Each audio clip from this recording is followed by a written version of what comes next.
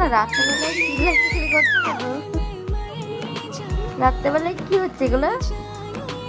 কে চিল্লাচ্ছে রাত্রেবেলা এত জোরে জোরে? আবার একটু চিৎকার করো ওরকম।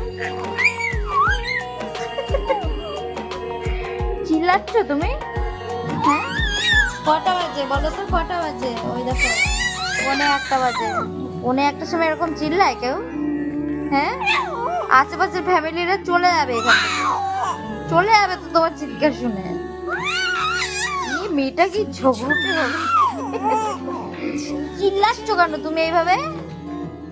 কার উপর চিল্লাচ্ছ? হ্যাঁ, আবার ফোনের দিকে তাকিয়ে তো কেউ চিল্লাবে। হ্যাঁ,